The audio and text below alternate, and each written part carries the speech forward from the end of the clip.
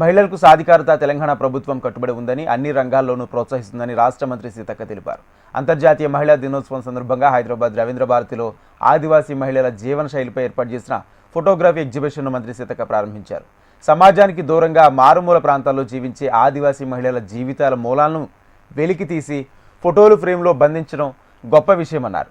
శ్రామిక మహిళల హక్కుల కోసం అంతర్జాతీయ మహిళా దినోత్సవం మొదలైందన్నారు. నేడు ఎవరికి వారు అనుకూలంగా మార్చుకుంటున్నారని సీతక్క తెలిపారు. తెలంగాణ రాష్ట్ర ప్రభుత్వం మహిళలను అన్ని రకాలుగా ప్రోత్సహించాలని, వారిని ఆర్థికంగా అభివృద్ధి చేసేందుకు 20 రకాల బిజినెస్లను అందుబాటులోకి తెచ్చిందన్నారు. మహిళల యొక్క అంతర్జాతీయ దినోత్సవాన్ని పురస్కరించుకొని ఈ యొక్క ఎగ్జిబిషన్ లో కూడా, ట్రైబల్ ఎగ్జిబిషన్ లో కూడా అర్జున్ గారు ఎక్కువ మహిళల ఫొటోస్ పెట్టడం జరిగింది. అదేవిధంగా సాంప్రదాయాలను కూడా పెట్టడం జరిగింది. ఆడవాళ్ళ యొక్క అందము ఆనందమే కాదు, వాళ్ళ యొక్క శక్తి సామర్థ్యాలను కూడా ఈ యొక్క అంతర్జాతీయ మహిళా దినోత్సవం చర్చకు పెట్టింది.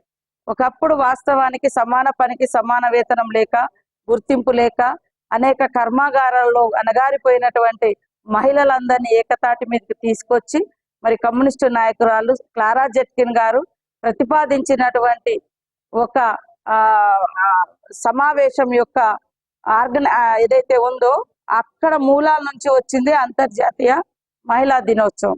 కానీ రాను రాను అది ఎవరికి నచ్చినట్టుగా వాళ్ళు మాట్లాడుతున్నారు.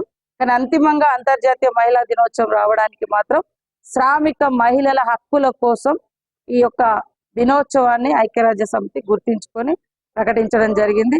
కాబట్టి ఇప్పుడు కూడా తెలంగాణ రాష్ట్ర ప్రభుత్వం కూడా మేము మహిళలకు ఆర్థికంగా అన్ని రంగాలలో ఎదిగించే విధంగా వాళ్ళను ప్రోత్సహించాలని ఒక 20 రకాల బిజినెస్లను వాళ్లకు సపోర్ట్ చేస్తూ ఎంకరేజ్ చేస్తున్నాం. గవర్నమెంట్ వడ్డీ లేకుండా ఇప్పటి వరకు వాళ్ళకు ఒక 21,500 కోట్ల రూపాయలను ఇప్పించి ఇవాళ బస్సులలో ఫ్రీగా ఎక్కడమే కాదు, బస్సుకు ఓనర్లను చేయడం జరిగింది.